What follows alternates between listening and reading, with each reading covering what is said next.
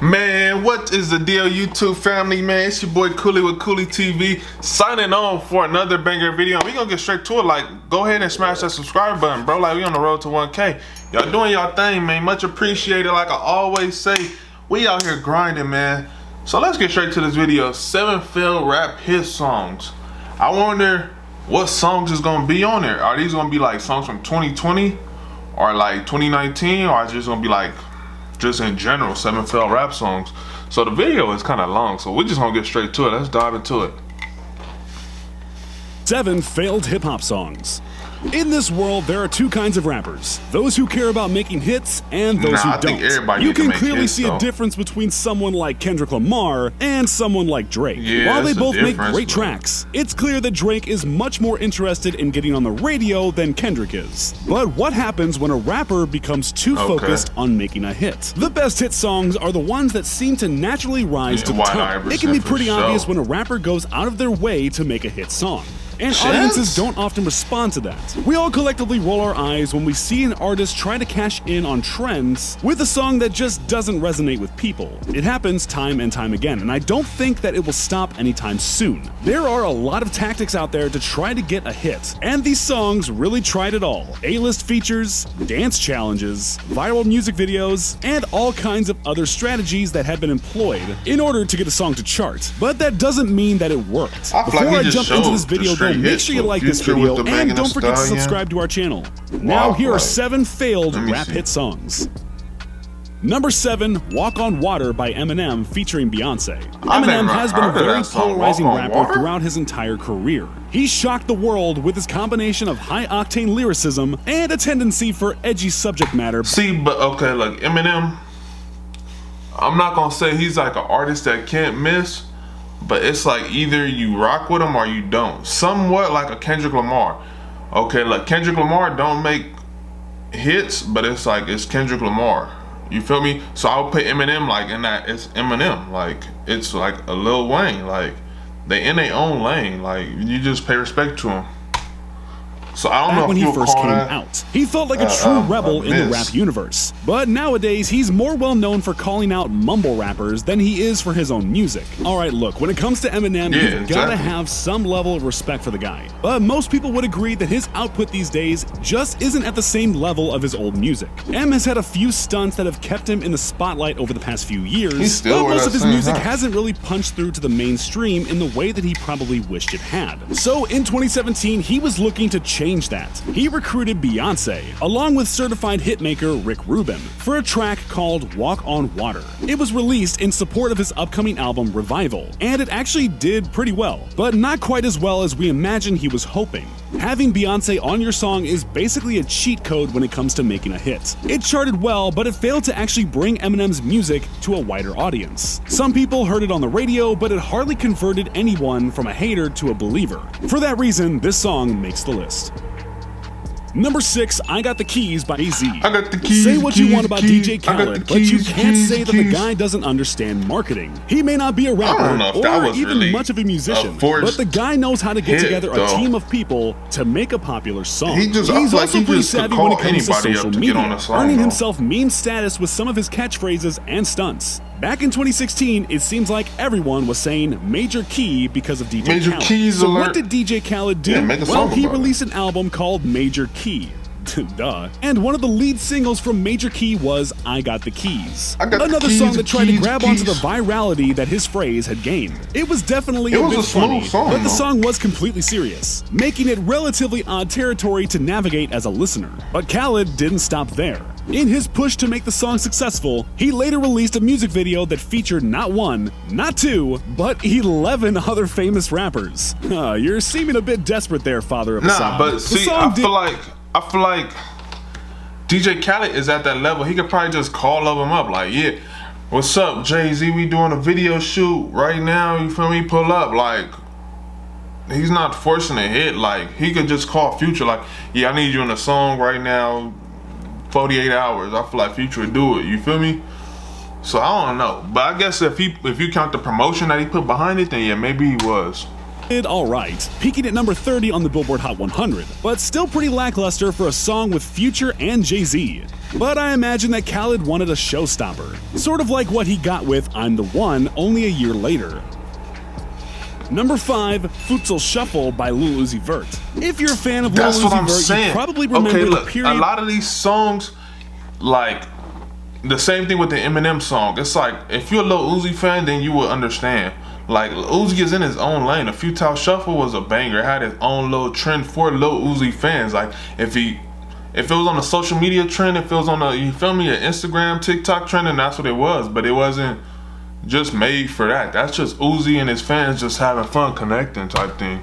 Between Love is Rage 2 and Eternal Take, with a feeling akin to PTSD. The constant periods of ghosting followed by lukewarm rumors were like torture to fans, and they only had leaks to tide them over for years. So when Uzi finally returned to Twitter and released Futsal Shuffle with the Eternal Take soundbite, it felt like a return to normalcy. But here's the thing about Futsal Shuffle. It was just a bit odd. While the sound may not have surprised Uzi diehards, his casual fans were likely a bit taken aback by its spacey and dancey nature. Also, not many people even know what futsal was, which didn't help in terms of the song's popularity. As it was his first hit song since retirement, Uzi pushed Futsal Shuffle really hard. He made constant tweets promoting a dance that went along with the song, and that definitely got people hyped up.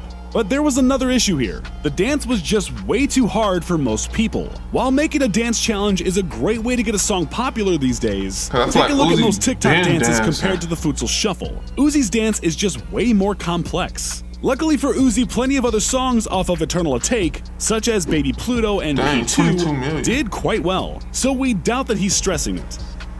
Number 4, Tutu by 6ix9ine. Y'all put 6ix9ine for quite some time, it seemed like 6ix9ine was incapable of not charting. Every single song he released went directly to the top of the Billboard, much to the chagrin of many hip-hop heads. After his release from jail, all eyes were on his next move. And he delivered with the smash hit Trolls with Nicki Minaj. The buzz just kept growing amid the rollout of his record was named Tattletales, and 6ix9ine seemed primed to steal back his status as one of rap's most popular stars. And what happened when Tattletales dropped?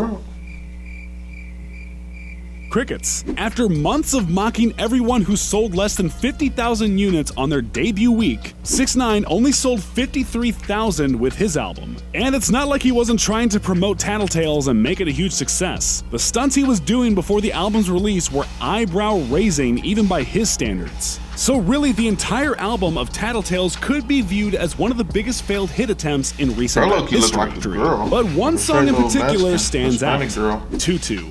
That Tekashi was really trying to promote, and it racked up a lot of views on YouTube, yet it barely even broke into the Billboard Hot 100. Ouch. Turns out that 6ix9ine and his team had spent an ungodly amount of money on YouTube ads to help boost the video, which did get it more views, but didn't help it actually chart on Billboard. Number 3, Oprah's Bank Account by Lil Yachty. When Lil Yachty burst onto the scene back in 2015 with One Night and Minnesota, most people were thinking that rap's next viral hitmaker had been found. He had the eye-catching hair, he had the quirky aesthetic, and he had the catchy hooks, and yet that wasn't really what his career shaped up to be.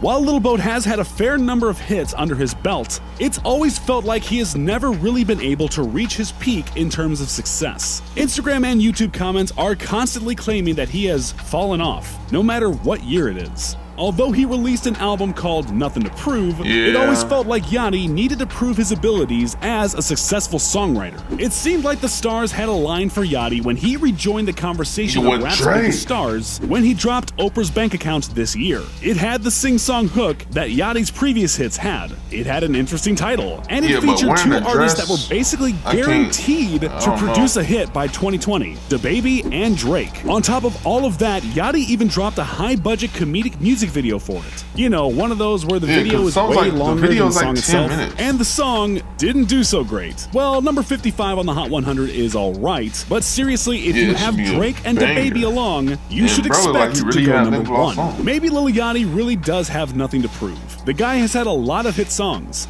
but Oprah's Bank Account wasn't one of them. Number 2, I never really listened to Playboy Cardi. So Lil Uzi fans and Playboy Cardi fans have a lot in common. Honestly, their fan bases are kind of made up of the same people. But even the people who only like one of these rappers have common ground with fans of the other one because of one thing. That's funny. Waiting. Cardi, much like Uzi, has really put his fans through the ringer with the wait for his new album, Whole Lotta Red. But I heard that and most people are starting to get impatient. But things looked bright for the Cardi fandom once. After an insanely long period of silence, Cardi returned to social media with a brand new track called At Me. After many leaked tracks that featured a dark and highly experimental style, fans were excited to check out this track. After hearing it, most came away slightly disappointed. To add on to that feeling of disappointment, Cardi went ghost again after releasing this track. It seems certain that At Me was going to serve as the lead single for Whole Lotta Red, yet he just disappeared. Even a mysterious tweet that seemed to hint at a Monday release date ended up being nothing. So most fans walked away from At Me with a bad taste in their mouths. While it could have been a hit if it had been a bigger part of the rollout for Whole Lotta Red, it was instead left as a loosey that people quickly forgot about. Fans are still waiting for that lead single. Number 1, Taco Tuesday by Migos. Bro, the current state of Migos is an interesting one. As one of the groups that really helped popularize the modern trap sound, Migos once were the absolute hottest rap group out. Not that there was a whole lot of competition, but you know what I mean. But rather than capitalizing on their star status and following up their 2018 record Culture 2 with another album, they've been oddly silent. And that's largely because they've been working on solo projects. All 3 of the members of Migos have had success releasing their own independent music, with Offset in particular emerging as the unlikely star of the group. While it was cool to see them experiment with their own styles, many rap fans were wondering if the group would ever get back together, so to speak. As one of their first singles in a while, Migos released Taco Tuesday in 2020. The song was short and funny, and not at all what most fans of the group were looking for. Did seeing the title give most people a laugh? Sure. Did anyone actually enjoy the song enough to have it on repeat? I don't even know what song they're talking about. No. The return of Migos with Taco Tuesday was a hugely underwhelming one, and the song failed to chart whatsoever. With the relevance of the group continually in question, we'll have to see if they can bring back the hits with whatever they do next. So do you think I was wrong and maybe one of these songs was actually a hit? Let me know in the comments. Comment what song do you actually think was a hit from all that? Because I want to know. And with that being said, man, it's your boy Cooley with Cooley TV. I'm signing off, man. Peace. I'm out.